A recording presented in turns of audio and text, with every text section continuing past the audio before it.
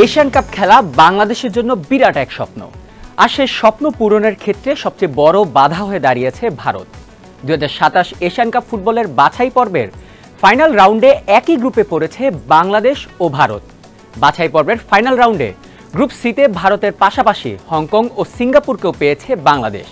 9 December মালয়েশিয়ার কুয়ালালামপুরে Asian football কনফেডারেশনের সদর দপ্তরে অনুষ্ঠিত হয় বাছাই পর্বের এই ড্র। সৌদি আরবে হতে যাওয়া 2027 এশিয়ান কাপের মূল পর্বে অংশ নেবে মোট 24 দল, যেখানে আগেই জায়গা করে নিয়েছে এশিয়ার সেরা 18 দল। বাকি 6 দল নির্বাচন করতেই আয়োজন করা হচ্ছে এই বাছাই পর্ব। 6 গ্রুপের এই বাছাই পর্বে অংশ নেবে 24টি দল, যেখানে প্রতি গ্রুপে থাকবে 4টি করে দল। আর এই 6 গ্রুপের গ্রুপ চ্যাম্পিয়নরা জায়গা করে নেবে এশিয়ান কাপের মূল পর্বে।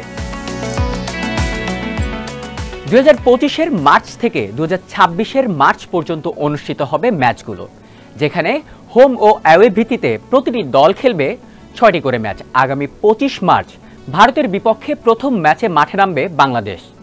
ভারত গ্রুপের শীর্ষ দল হওয়ায় সঙ্গে র্যাঙ্কিংয়ে এগিয়ে থাকায় প্রথম ম্যাচটি সে দেশে গিয়ে খেলতে হবে বাংলাদেশকে।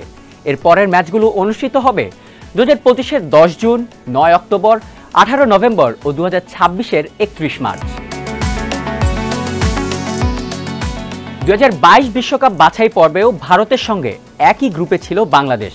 সেবার কলকাতায় অ্যাওয়ে ম্যাচটি ড্র হয় 1-1 গোলে, কিন্তু করোনার জন্য বাংলাদেশের হোম ম্যাচটি অনুষ্ঠিত হয় কাতারের দোহায়, যেখানে 2-0 গোলে হেরে যায় বাংলাদেশ। এর আগে 1988 সালে এশিয়ান কাপ বাছাই পর্বেও একই গ্রুপে ছিল বাংলাদেশ ভারত। সেবার গ্রুপে অন্য দলগুলো ছিল চীন, সংযুক্ত আরব আমিরাত, উত্তর ইয়েমেন ও থাইল্যান্ড। আবুধাবিতে ভারতের বিপক্ষে ম্যাচটি গোলশূন্যভাবে শেষ করেছিল বাংলাদেশ।